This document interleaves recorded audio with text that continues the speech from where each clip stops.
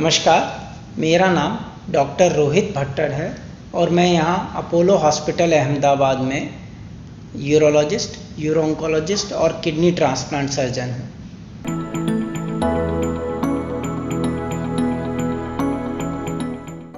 आज हम urological cancer के बारे में बात करेंगे। यूरोलॉजी के कैंसर में किडनी, प्रोस्टेट और ब्लैडर के कैंसर तो कॉमन हैं, जो काफ़ी लोगों में मिलते हैं। इसके अलावा पेनिस या टेस्टिस के कैंसर भी कुछ लोगों में मिल जाते हैं। इसके अलावा कुछ रेयर कैंसर भी होते हैं। तो कैंसर जनरली तब होता है जब बॉडी के सेल्स चेंज हो जाते हैं या इनकी ग्रोथ आउट ऑफ कंट्रोल हो जाती है। हालांकि सभी गांठें कैंसर नहीं होती है, कुछ नॉर्मल गांठें भी होती हैं और कुछ अबनॉर्मल हो जाती हैं। इनके बारे में हम आगे वाले टॉपिक्स में डिस्कस करेंगे।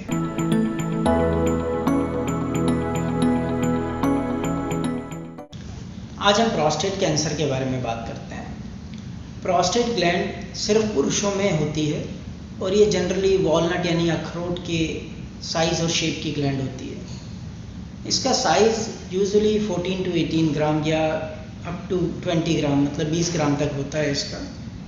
और ये अपनी जो पेशाब की थैली है यूरिनरी ब्लैडर, उसके नीचे और जहाँ रूट ऑफ द पेनिस है वहाँ पर ये सिचुएटेड होती है।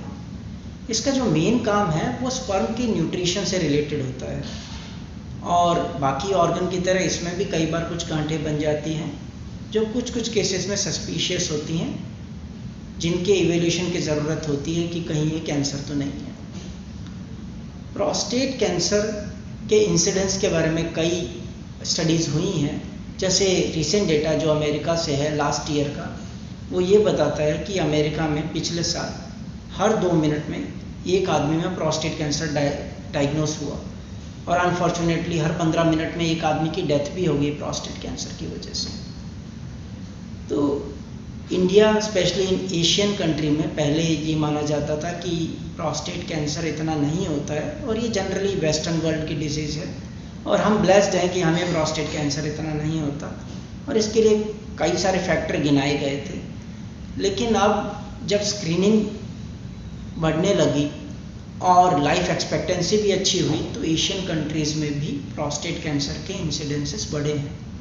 इसका रिसेंट एग्जांपल जापान ही है कि जापान ने लगभग 10-12 साल पहले एक अच्छा खासा स्क्रीनिंग प्रोग्राम लॉन्च किया और उससे पता लगा कि जापानीज़ पॉपुलेशन में भी incidence of prostate cancer was much higher, मतलब बहुत ज़्यादा था जितना उन्होंने सोचा था उसके कंपैरिजन में। और इनफैक्ट उस स्क्रीनिंग प्रोग्राम का एडवांटेज ये रहा कि इंसिडेंस तो बढ़ा पर मोर्टेलिटी यानी जो डेथ रेट है प्रोस्टेट कैंसर से वो कम हो गई और प्रोस्टेट कैंसर से मॉर्बिडिटी यानी कि जो आफ्टर इफेक्ट होते हैं पेशेंट के जो प्रॉब्लम्स रहती है कैंसर के वो कम हो गई क्योंकि कैंसर अर्ली स्टेज में डायग्नोस होने लग गया। तो कहने का मतलब ये है कि हम इंडियंस भी प्रोस्टेट कैंसर से बचे हुए नहीं हैं।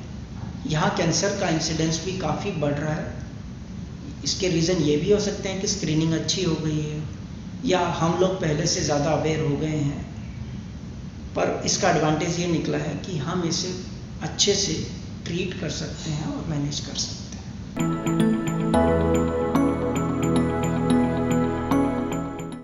कोई भी कैंसर के बारे में बात करें तो सबसे पहले दिमाग में यही आता है कि इसके रिस्क फैक्टर क्या है, इससे कैसे बचा जाए।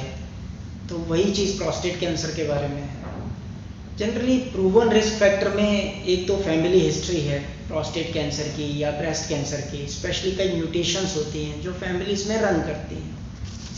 इसके अलावा एज है कि एडवांस एज है तो चांसेस ज़्यादा रहते हैं प्रोस्टेट कैंसर में, क्योंकि यंग एज में तो पॉसिबिलिटी काफ़ी कम है, 50 या उसके ऊपर है वो चांसेस ज़्यादा रहते हैं। इसके अलावा डाइट का भी कुछ रोल कुछ स्टडीज़ में बताया गया है, जैसे सैचुरेटेड फैट ज़्यादा लोगे या कार्बोहाइड्रेट इनटेक है अगर इसका बढ़ गया तो चांसेस हैं कि प्रोस्टेट कैंसर की पॉसिबिलिटी नॉर्मल इंडिविजुअल से ज़्यादा रहती है। इसके अलावा ओबेसिटी यानी मोटापा भी एक रिस्क फैक्टर है। इनके अलावा कुछ और रिस्क फैक्टर्स में जैसे हाई कैल्शियम इनटेक, इसकी भी एक पॉसिबिलिटी है। पर एज, मोटापा और फैमिली हिस्ट्री ये 3 प्रूवन रिस्क फैक्टर हैं जिनके बारे में सबको अवेयर रहना चाहिए। अब सिम्टम्स की बात करें, क्योंकि रिस्क फैक्टर के बाद में सबसे पहला जो सवाल दिमाग में आता है कि प्रोस्टेट कैंसर को मैं पहचानूं कैसे, कि मुझे हो रहा है या नहीं हो रहा। और हर कैंसर के ट्रीटमेंट में या उसके रिजल्ट के सक्सेस में इम्पॉर्टेंट चीज़ यही है कि अर्ली डिटेक्शन। उस कैंसर को जितना जल्दी पहचानोगे उसका रिजल्ट उतना अच्छा आएगा, और कई केसेस में तो ये ऑलमोस्ट क्योर की तरफ भी जा सकता है। तो अर्ली स्टेज में प्रोस्टेट कैंसर के यूजुअली सिम्टम्स नहीं आते हैं। कुछ सिम्टम्स जैसे कि यूरिन बार बार आना, या पेशाब की धार कमज़ोर होना, पेशाब का कंट्रोल कम हो जाना, या पेशाब की इच्छा होना और आपको उसके लिए भागना क्योंकि आप रोक नहीं पा रहे हो, ये नॉन स्पेसिफिक हैं। ये कई बार सिंपल जो इन्लार्जमेंट होता है प्रोस्टेट का उसमें भी मिल सकते हैं। पेशाब में खून आना भी एक सिम्टम है, लेकिन वो एडवांस स्टेज में आता है, या कई बार वो सिर्फ इन्फेक्शन हुई उस वजह से भी हल्का खून रह सकता है। इसके अलावा पेट के निचले हिस्से में दर्द रहना या नीचे की तरफ कमर में दर्द रहना, ये सिम्टम भी हो सकते हैं। बट जैसा मैंने बताया, अर्ली स्टेज में यूजुअली सिम्टम्स नहीं आते हैं, तो इसीलिए स्क्रीनिंग का रोल बहुत ज़्यादा है early diagnosis of prostate cancer.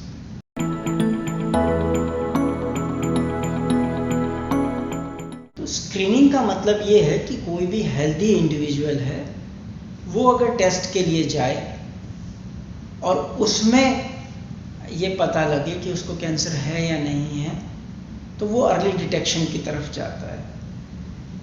Prostate cancer में ये जनरली रिकमेंडेड है, वेरियस गाइडलाइंस, कई सारी अमेरिकन, यूरोपियन, बहुत सारी गाइडलाइंस ने कहा है कि 50 साल से ऊपर अगर कोई है और वो हेल्दी है तो उसे एक सिंपल ब्लड टेस्ट जो प्रोस्टेट के लिए रहता है, जिसका नाम है PSA, प्रोस्टेट स्पेसिफिक एंटीजन, एक सिंपल ब्लड टेस्ट है जिसका रिजल्ट आने में भी ज़्यादा टाइम नहीं लगता है, जनरली 2-1 घंटे में रिजल्ट आ जाता है। तो उससे एक आइडिया लग जाता है कि प्रोस्टेट में कुछ अबनॉर्मल चल रहा है या नहीं चल रहा है। तो 50 साल से ऊपर अगर कोई है और अगर हेल्दी है तो उसे PSA की तरफ जाना चाहिए। इसके अलावा अगर फैमिली हिस्ट्री है या कुछ और म्यूटेशंस चल रहे हैं तो उसमें 45 ईयर्स कहा गया है कि 45 साल से ऊपर है उसे स्क्रीनिंग की तरफ जाना चाहिए, ताकि प्रोस्टेट कैंसर अर्ली स्टेज में डायग्नोस हो जाए, और अगर ऑब्वियसली डायग्नोस हो जाता है तो उसके ट्रीटमेंट रिजल्ट जैसे मैंने बताया अच्छे रहते हैं। तो PSA तो ब्लड टेस्ट हो गया।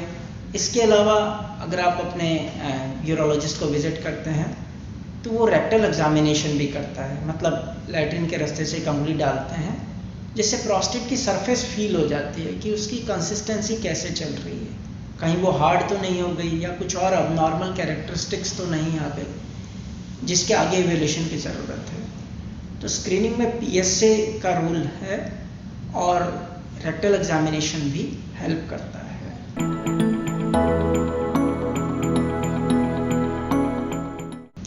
तो अब स्क्रीनिंग तो हो गई, अगर किसी भी पेशेंट के PSA बढ़ा हुआ आया या रेक्टल एग्जामिनेशन में कुछ अबनॉर्मेलिटी आई और फिर क्लिनिशियन को लगता है कि इसको आगे इवैल्यूएशन की ज़रूरत है, क्योंकि PSA बढ़ने के भी बहुत सारे कारण होते हैं, अगर वो सब रूल आउट हो गए और डाउट कैंसर की तरफ जा रहा है तो अब आगे क्या? आगे में कंफर्मेटरी मेथड तो बायोप्सी है, और वो बायोप्सी क्लियर कट बता देती है कि प्रोस्टेट कैंसर है या नहीं है। पर उसके पहले MRI भी एडवाइस की जाती है। प्रोस्टेट के लिए एक स्पेशल MRI होती है, इसको मल्टी पैरामेट्रिक MRI बोलते हैं। MRI का एडवांटेज ये रहता है कि कुछ केसेस में वो बता देती है कि प्रोस्टेट में कहीं अबनॉर्मल एरिया है या नहीं है, क्योंकि अगर अबनॉर्मल एरिया होता है तो जब बायोप्सी हम करते हैं तो उस एरिया को स्पेसिफिकली टारगेट करते हैं, क्योंकि यूजुअली एक सिस्टेमेटिक बायोप्सी होती है, इसमें मल्टीपल कोर्स दी जाती है प्रोस्टेट से। लेकिन अगर MRI के थ्रू पता लग जाता है तो कॉग्निटिव फ्यूजन बायोप्सी हो जाती है, जिससे उस एरिया को स्पेसिफिकली टारगेट कर लेते हैं, ताकि अगर कुछ भी चल रहा है प्रोस्टेट के अंदर तो बायोप्सी के अंदर उसका ट्रूली रिफ्लेक्ट होने की पॉसिबिलिटी बढ़ जाती है। तो प्रोस्टेट बायोप्सी दो तरह की होती है। अगर किसी भी पेशेंट को डाउट होता है PSA और रेक्टल एग्जामिनेशन में, फिर MRI होती है और अगला स्टेप बायोप्सी की तरफ जाता है, तो ये बायोप्सी अल्ट्रासाउंड गाइडेड होती है। मीन्स एक स्पेशल अल्ट्रासाउंड प्रोब होता है जो लैट्रिन के रास्ते से डाला जाता है, जिससे प्रोस्टेट विजुअलाइज हो जाती है और प्रोस्टेट पता लग जाती है कि उसकी स्ट्रक्चर कैसी है और हमें बायोप्सी कैसे प्लान करनी है। तो जैसा मैंने बताया, दो तरह की बायोप्सी होती है। एक तो ट्रांसरेक्टल अल्ट्रासाउंड बायोप्सी होती है, एक ट्रांसपेरिनियल। ट्रांसरेक्टल का मतलब है कि जो लैट्रिन के रास्ते से प्रोब डाला हुआ है, तो बायोप्सी की नीडल है वो भी लैट्रिन के रास्ते से ही जाएगी और कुछ टुकड़े ले लिए जाते हैं उसमें। जनरली ये लोकल एनेस्थीसिया में होता है, मतलब पेशेंट को पूरा बेहोश नहीं करना है, सिर्फ उसी हिस्से को थोड़ा सुन्न कर देते हैं, वहीं लोकल एनेस्थीसिया दे देते हैं, जिससे पेशेंट को इतना पेन नहीं रहता और जनरली वो टॉलरेट कर लेता है। और ये डे केयर प्रोसीजर होता है, मतलब पेशेंट जिस दिन आया उसी दिन बायोप्सी करके 2-3 घंटे वेट करते हैं, वो सब कुछ ठीक लगता है तो उसे घर भेज देते हैं। ये ट्रांसरेक्टल अल्ट्रासाउंड गाइडेड बायोप्सी होती है और ये ट्रेडिशनल बायोप्सी है। मीन्स बहुत सालों से यही बायोप्सी चल रही थी। लेकिन अब न्यूरो मॉडलिटी है, जैसे एडवांसेस बाकी फील्ड में आए, मेडिकल फील्ड में, वैसे इस बायोप्सी में भी आए और ट्रांसपेरिनियल बायोप्सी एक गेम चेंजर रोल प्ले कर रही है। ट्रांसपेरिनियल बायोप्सी में नीडल लैट्रिन के रास्ते से डालने की बजाय जो पेरिनियम है, मतलब जो एरिया अपना लैट्रिन के रास्ते का और टेस्टिकल है उनके बीच की स्किन है, वहाँ से डालते हैं। ये बायोप्सी भी लोकल एनेस्थीसिया में की जा सकती है, पेशेंट भी सेम डे डिस्चार्ज हो सकता है। तो सेम डे डिस्चार्ज में या लोकल एनेस्थीसिया में ट्रांसरेक्टल बायोप्सी की तरह ही हो गई। पर इसका एडवांटेज ये है कि इसमें जो ट्रांसरेक्टल की जो इन्फेक्शियस कॉम्प्लिकेशन है वो काफ़ी कम होती है। मीन्स ट्रांसपेरिनियल बायोप्सी में इन्फेक्शन की पॉसिबिलिटी बहुत कम रहती है। दूसरा, प्रोस्टेट में कई बार ट्यूमर या अबनॉर्मल एरिया ऐसी जगह सिचुएटेड होता है, मान लिए काफ़ी ऊपर की तरफ होता है, तो ट्रांसरेक्टल बायोप्सी से जा नहीं सकते, पर ट्रांसपेरिनियल बायोप्सी इसको एक्यूरेटली फोकस कर लेती है। तो मीन्स कैंसर डिटेक्शन रेट भी कुछ पर्टिकुलर एरिया में काफ़ी ज़्यादा रहती है। इनफैक्ट अमेरिकन या यूरोपियंस ने तो ये एक रिकमेंड किया है कि अगर किसी पेशेंट को बायोप्सी की ज़रूरत है तो उसे ट्रांसपेरिनियल की तरफ ही जाना चाहिए, क्योंकि एडवांटेज इस बायोप्सी के ट्रांसरेक्टल की तुलना में प्रूवन हो गए हैं। इनफैक्ट यूके ने तो ट्रैक्सिट मिशन ही लॉन्च किया था कोविड के पहले। जैसे ब्रेक्सिट था वैसे ही Trexit, means exit from transrectal ultrasound guided biopsy. तो आई अर्ज एवरीवन कि अगर किसी को भी बायोप्सी की ज़रूरत पड़े, प्रोस्टेट बायोप्सी की, तो उसे ट्रांसपेरिनियल बायोप्सी के बारे में सोचना चाहिए ट्रांसरेक्टल के कंपैरिजन में।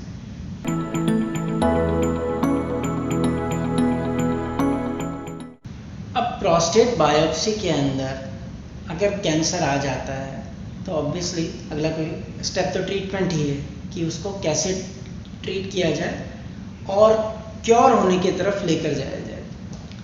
तो हर कैंसर की तरह ही इसमें जब प्रोस्टेट में कैंसर का कंफर्मेशन हो जाता है तो फिर ये देखा जाता है कि ये सिर्फ प्रोस्टेट में है या बाहर कहीं गया है किसी और ऑर्गन में, जैसे आसपास की फैट में या फिर हड्डियों में तो नहीं चला गया। तो इसके लिए टेस्ट किए जाते हैं और उनमें आ जाता है कि अगर कुछ नहीं है तो सिर्फ प्रोस्टेट पे ट्रीटमेंट फोकस किया जाता है, और अगर बाहर की तरफ है तो उसके हिसाब से कीमोथेरेपी वगैरह दी जाती है। जनरली ट्रीटमेंट मॉडलिटी में एक तो सर्जरी है जिसमें प्रोस्टेट निकालना होता है, दूसरा रेडियोथेरेपी रहती है या फिर हार्मोन्स भी दिए जाते हैं, इसमें कीमोथेरेपी भी है।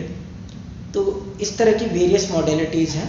वो स्टेज के हिसाब से डिसाइड होता है कि प्रोस्टेट कैंसर कहाँ तक फैला है और कितना एग्रेसिव है। प्रोस्टेट कैंसर अगर लोकलाइज्ड है, मीन्स अगर प्रोस्टेट के अंदर ही है, बाहर कहीं गया नहीं है, तो इसमें जनरली सर्जरी या रेडियोथेरेपी ये दो ऑप्शन रहते हैं। और ये डिपेंड करता है कि पेशेंट की प्रेफरेंस क्या है और वो कौन सी मॉडलिटी के लिए फिट होगा, ये जनरली क्लिनिशियन डिसाइड करता है। हर पेशेंट की कुछ ना कुछ कोमोर्बिडिटीज़ यानी कोई हेल्थ इश्यूज होते हैं और कुछ और इशू चल रहे होते हैं, उसके अकॉर्डिंगली ट्रीटमेंट डिसाइड होता है। सर्जरी में रेडिकल प्रोस्टेक्टमी है जो होती है, जिसका मतलब ये है कि प्रोस्टेट को और उसके पास की ट्यूब है जिसका नाम है सेमिनल वेसिकल, उसका भी रोल मोर और लेस वही रहता है जो प्रोस्टेट का रहता है। तो इन दोनों को निकाल दिया जाता है और बचे हुए पेशाब की थैली यूरिनरी ब्लैडर को या बचे हुए पेशाब के रास्ते से जोड़ दिया जाता है और एक नली डाल दी जाती है, कैथेटर, जो कुछ दिनों तक रखा जाता है। इसके अलावा की होल सर्जरी यानी जो दूरबीन से होती है, उसमें अर्ली रिकवरी होती है, ये लेप्रोस्कोपिक या रोबोटिक मेथड से होता है। और जैसे कि एक की होल सर्जरी है तो पेशेंट जल्दी डिस्चार्ज हो जाता है। कैथेटर जनरली किसी भी मॉडलिटी से करो 7 दिन के आसपास रखा जाता है कि किसी पेशेंट में अगर कुछ और इशू चल रहा हो तो क्लिनिशियन कई बार डिसाइड करता है उसको थोड़े लंबे टाइम तक रखने के लिए।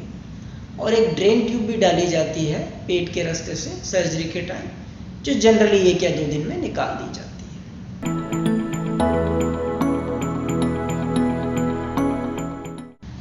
सर्जरी के बारे में कुछ मिथ्स भी हैं कि सर्जरी करवा ली तो फिर पेशेंट का यूरिन का कंट्रोल पूरी तरह से ख़त्म हो जाएगा, उसे इनकॉन्टिनेंट डायपर ही पहनने पड़ेंगे। इसके अलावा कुछ लोगों को इरेक्शन भी बहुत इम्पॉर्टेंट लगता है, तो उन्हें लगता है कि सर्जरी के बाद में इरेक्शन भी नहीं रहेगा। तो ये 2 कॉमन मिथ्स हैं लोगों में। लेकिन सर्जरी में जब जैसे जैसे एडवांसमेंट हुआ है, स्पेशली जो मिनिमल इन्वेसिव दूरबीन से सर्जरीज आई हैं, तो उसमें यूरिन का कंट्रोल काफ़ी अच्छा आ जाता है, क्योंकि मैग्नीफिकेशन अच्छा रहता है, जिससे पेशाब के रास्ते में जो स्फिंक्टर रहता है यूरिन को कंट्रोल करता है, उसको बचा पाना बहुत आसान रहता है। तो जब भी कैथेटर निकालते हैं, एक बार आपको ज़रूर लगेगा कि आप यूरिन कंट्रोल नहीं कर पा रहे, लेकिन हम सर्जरी के पहले ही आपको कुछ एक्सरसाइजेज होती हैं जिन्हें कीगल एक्सरसाइजेज कहते हैं, वो बताते हैं कि वो आप करो, जिससे मसल में वापस पावर आएगी। सर्जरी के दौरान इन की होल यानी मिनिमल इन्वेसिव सर्जरी की हेल्प से ध्यान रखा जाता है कि उस एरिया को बचाया जाए, और सर्जरी के बाद में जब कैथेटर निकलता है तब वापस आपको कहा जाता है कीगल एक्सरसाइजेस करो, जिससे जनरली इनकॉन्टिनेंस की रिकवरी बहुत फास्ट रहती है। इनफैक्ट काफ़ी पेशेंट तो 6 वीक में ही कहते हैं कि उनका यूरिन कंट्रोल ऑलमोस्ट नॉर्मल की तरफ आ गया। फिर भी गाइडलाइन के अकॉर्डिंग ये माना जाता है कि जनरली साल भर में 90 से 95% लोगों में अच्छा खासा यूरिन का कंट्रोल आ जाता है। सिमिलरली इरेक्शन के लिए भी यही है कि जब सर्जरी करते हैं तो दोनों तरफ जो इरेक्शन के लिए नर्व्स जा रही होती हैं, उन्हें मैग्नीफिकेशन की हेल्प से बचा लिया जाता है, जिससे इरेक्शन भी कुछ हद तक मेंटेन रहता है, या कई लोगों में तो ऑलमोस्ट नॉर्मल भी आ जाता है। लेकिन फिर भी कुछ अगर प्रॉब्लम रहती है तो उसके लिए कुछ ट्रीटमेंट रहते हैं, जैसे मेडिसिन हो गई या कुछ और मिनिमल इन्वेसिव या इंजेक्शंस हो गए, जिनकी हेल्प से इरेक्शन को भी रिस्टोर करने में काफ़ी हेल्प मिलती है। तो फॉलोअप में कैथेटर निकलने के बाद में, जैसे मैंने बताया, पेशेंट के यूरिन का कंट्रोल धीरे धीरे आ जाता है। और कैंसर के लिए एक PSA टेस्ट है, जो पहले करवाया गया था सर्जरी के पहले, वही टेस्ट बाद में वापस करवाया जाता है। एक सिंपल ब्लड टेस्ट है, तो जनरली 6 से 8 हफ्ते बाद या कई बार सर्जरी के 3 महीने बाद करवाया जाता है, जिसकी वैल्यू लेस देन 0.1 आ जानी चाहिए if the cancer is under control. और फिर उसके बाद में 3 या 6 महीने बाद में, डिपेंड्स कि कितना एग्रेसिव कैंसर था या फाइनल बायोप्सी रिजल्ट्स कितने आए, तो पेशेंट जनरली अपना रूटीन काम करना शुरू कर देता है। और PSA एक फॉलोअप से एडवाइस किया जाता है, जो वो चाहे तो अपने एरिया में जहाँ रहता है वहाँ करवा ले, और अगर उसमें कुछ दिक्कत आती है तो वापस कांटेक्ट करे, नहीं तो उस PSA को रेगुलर इंटरवल पे, जैसा कि उसे सजेस्ट किया गया है, उस हिसाब से करवाता रहे।